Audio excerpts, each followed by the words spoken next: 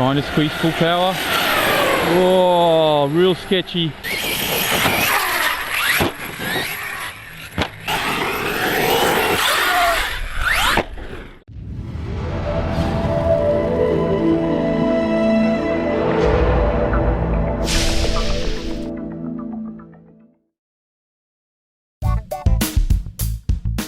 Hey, it's Vas here from Aussie Playground, and welcome to my review of the Team Magic E6 III BES. Now, BES stands for Bird Eating Spider, and this is the kit version to the E6 III HX, which is the ready to run.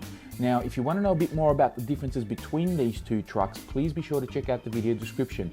I'll have a link in there to the unboxing of the BES, and I actually have both trucks on the bench and do a bit of a comparison between the two. That way you know exactly what the differences are and why you pay a little bit more for this particular model. Now, this is advertised as a kit, however, it's not really a kit. You don't have to assemble it. It does come pre-assembled. It comes with tires and a clear body. The only thing you need to kind of finish it off is a steering servo, motor, ESC, and radio. And of course, you'll need your batteries as well.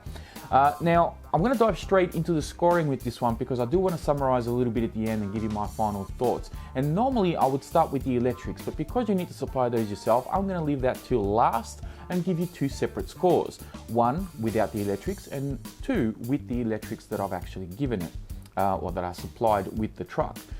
So we're going to dive straight into Drivetrain, and for Drivetrain I'm going to give this one a 5 out of 5, simply because I had no issues with diffs, bearings, gears of any sort, drive shafts, everything held up perfectly. And for the record, I did have the Max 8 combo from Hobbywing, which is a very powerful combo. It's a 2200 kV with 150 amp ESC, and this thing took it all day long on 6S, no problem at all. No gears stripped, no issues with anything at all. The truck performed brilliantly, hence the reason why I give this one a 5 out of 5. Now, moving on to handling, keeping in mind that this is a high center of gravity monster truck, I have to rate it within its own category. You can't really compare the handling of this to, say, you know, a truggy like the Losi 8T that's behind me. Obviously the truggy is going to handle a lot better, but this is a high center of gravity monster truck, so I'm rating it within its own genre. Please try and understand this, because of course there are other monster trucks out there, or other RCs that are branded as monster trucks that have a low center of gravity, which of course will handle a lot better than this. So when comparing it to the other trucks that I have driven in the past, the way that this one comes set up out of the box is just brilliant, which is why I'm going to give it a 5 out of 5 for handling. The tires are very, very good. The suspension is very, very absorbent, which makes this an excellent truck for jumping and jumping big. It handles and soaks up jumps and bumps quite easily and effortlessly. And of course, it even has that cornering ability. Despite the fact that it is a slightly shorter wheelbase monster truck, it's not as long as, say, your Creightons, for example, or even the Hyper MT that I've got as well. It's not as long as those, and it's definitely shorter than a rival.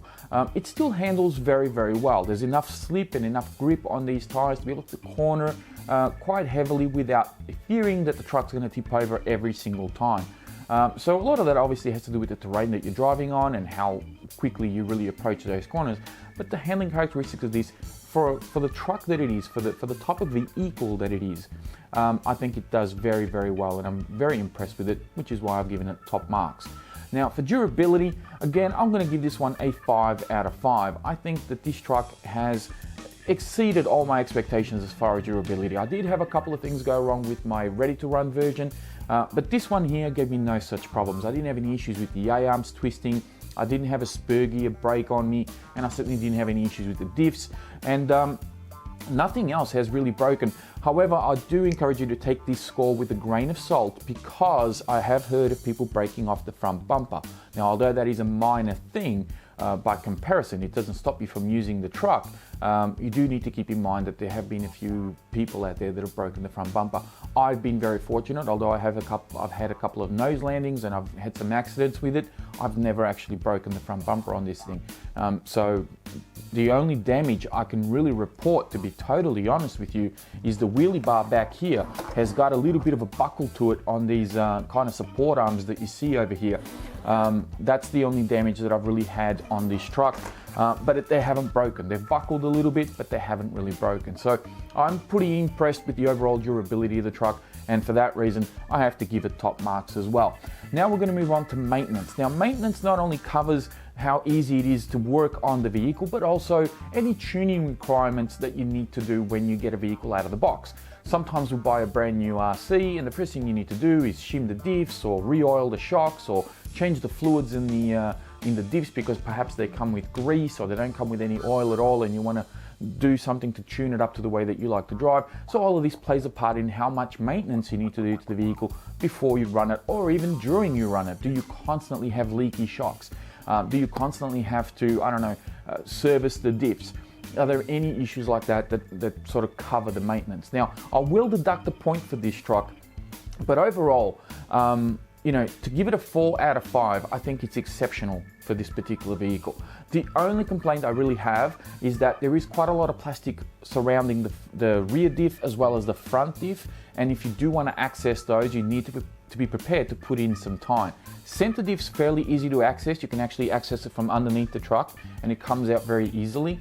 But the rear and front diffs, put in some time, because if you do want to get access to those, there's a lot of plastic you got to take out of the way in order to get to them. Having said that, it adds to the durability. Because there is so much plastic here, and there's a lot of sort of thick plastic too, protecting both the front and rear of the truck, which is why I haven't broken anything. That's a bit of a trade. So you get one to, you know, you give one to get the other, so to speak. So I have to be fair, and I have to give this one a 4 out of 5 for maintenance. I didn't have to tune the diffs, I didn't have to tune the shocks, didn't have to get new tires for better grip or performance. Didn't really have to do anything to kind of make it go and enjoy the truck for what it is. And I think that's a huge positive for something like this for Team Magic. So, you know, I'm going to stick with that score of a 4 out of 5 for maintenance. Now, part support is one that I'm also going to give a 4 out of 5. The reason being is because I just feel that there isn't enough support for these off-road vehicles here in Australia. Whenever I walk into a hobby shop and they have Team Magic vehicles on the shelf, it's usually the drift cars, and they've got a few variations, a few different models, different body types that you can get, but I don't see too many of these monster trucks. And I would highly encourage anybody that deals with Team Magic in this country, check these trucks out, put them on your shelf. You will be pleasantly surprised how well they perform. The Ready to Run and the BES have exceeded all my expectations from Team Magic, but especially the BES, definitely a very, very good truck, and highly recommended without a shadow of a doubt. But it only gets a 4 out of 5 for part support here in Australia. Having said that, I know that Tower Hobbies have the Team Red Cat version of this, or Red Cat version. And of course I can order parts directly through them as well if I can't find parts locally. But of course you do need to wait a little bit of time for those parts to come in. That being said, if there is a dealer near you, you know, a retail shop near you that stocks Team Magic, no doubt they'll be able to access parts for your truck. They just may not have them on the shelf, which is a bit of a shame. Now, moving on to value, and I'm going to give this one a 5 out of 5. Considering that sometimes you buy an RC, and even some really expensive RCs, and you still need to buy some upgrades for them, there's really not a lot that you need to upgrade on this truck. Not a 100% must. There are some things that I do recommend, but it's not something that you 100% need to get it straight away. And I'm going to try and explain this best way as I can. Underneath the truck, you will see that I'm running 2 aluminium, or rather stainless steel skid plates. Primarily you would only really need the front one, and that is because the front bumper kind of curves underneath the diff.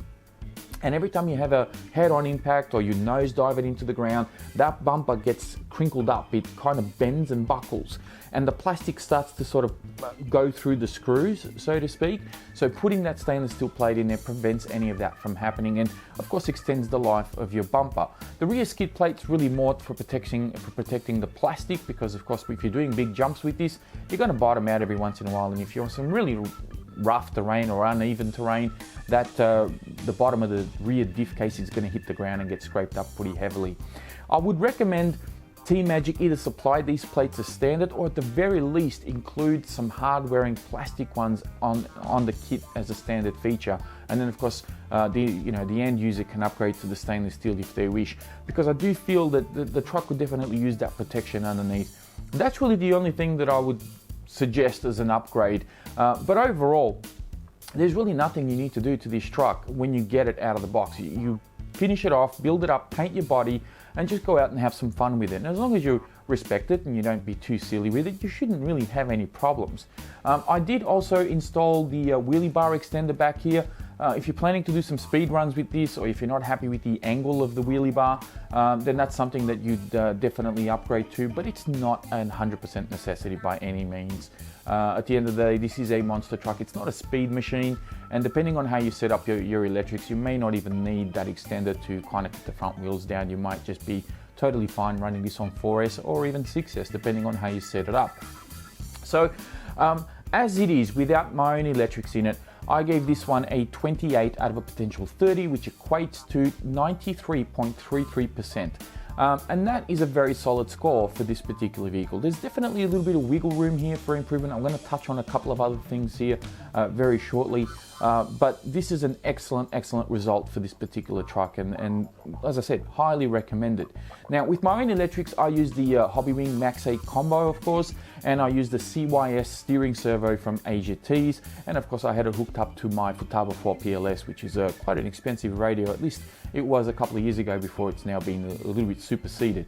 But with my electrics, of course, you can call me biased if you want, but I gave this one a 5 out of 5 for the electrics, which brings up the score to a 33 out of a potential 35, bringing the percentage score to 94.28%, which is about 9.5, just shy of 9.5 out of 10.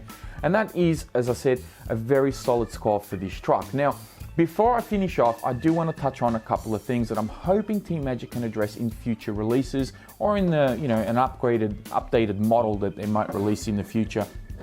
Now, you'll notice that I'm not running the Hobbywing Max 8 combo in here. That combo is in another car at the moment. I'm kind of experimenting a couple of different electric setups. I got an Armour BLX 200 ESC in here, and I did have my old Armour Nero motor, but that actually failed and broke because it was repaired from an old crash. So I'm running my 2000 kV 4082 Leopard motor, which was originally my rival. It then went into my Creighton V1, and recently it was in my Senton, and now it lives in this truck. I haven't ran it with this motor yet, so I don't know how this setup is going to go. I'm still using the same pinion as I was with the Max 8 combo, so I'm very curious to see how this is going to perform like this. Now, the only kind of little things that I'm going to point out on this thing is more the battery trays. Team Magic have actually introduced Velcro in here, as opposed to the Ready to Run, which came with these doors that you had to sort of put on with some body clips. I definitely prefer the Velcro a lot better. However, when you want to run 3S batteries in here, it does make it a little bit tough to find batteries that fit. The trays are a little bit narrow. They seem to have a fair amount of length, but they're a little bit narrow. The other problem is, when you're trying to fit them, or trying to fit your batteries underneath this motor mount over here, this kind of gets in the way, especially considering some of the 3S packs out there are a little bit thicker than your standard 2S pack. So trying to squeeze it in here makes it a little bit tricky. I don't think it would have really hurt that much if these trays were somehow trimmed down, or they were sunken down, maybe just 2 or 3 millimeters, just to allow batteries to slide in here a little bit more. There's also a little bit of wasted space in here, I feel. There's a receiver box at the front which is not being used at all. I don't know what that's for. But then there's another one at the back where the receiver actually lives. I would have preferred if they kind of gotten rid of the rear one. We use just the one that's on the front under here. And then this pocket back here can be used for longer batteries. So if you've got slightly longer batteries, and of course if the trays were a little bit wider perhaps, or sunken down a little bit more, you might be able to fit some better batteries in here, some bigger batteries, and especially when you want to run 6S. I feel that this whole chassis design was primarily designed for 4S setups, because that's how the Ready to Run came. But when you're going to go 6S, you do need a little bit of extra room. You do need a bit of flexibility in your battery trays. That's really my only gripe with the truck. Aside from that, I really don't have anything to complain about, because none of the plastics have broken, none of the aluminium has bent, the shocks haven't leaked. there's really not a lot to complain about. The tyres are absolutely brilliant. In fact, I got a couple of different sets to use in some of my other RCs. I think you may have seen these tyres on my Nero at one point. Well, not these particular ones, but another set. So excellent tyres, really good ready to run tyres, and I really don't see a huge need for people to go out and spend big dollars on changing their tyres over. Just set up the truck the way you want it initially, and you're pretty much ready to go. So that's pretty much my review of this truck. I really love it. This is one of the trucks that I'm going to be hanging on for quite some time. I love the look of it. It has a good stance. It handles brilliantly. It jumps just phenomenal. The suspension soaks up big jumps like nothing else. It's absolutely a lot of fun to drive, very durable, and as I said, highly recommended. So that is my review for the Team Magic E6 III BES. If you enjoyed this review, please be sure to give it a thumbs up. It helps me out a lot. If you're new here, don't forget to subscribe. It is free, of course, so don't forget to click that little bell. Don't forget also to check out the video description down below, where I'll have links in there to the BES on all its running videos, and of course a link to the info page on the Team Magic website. That's it from me. Thank you very much for watching, and I'll speak to you next time.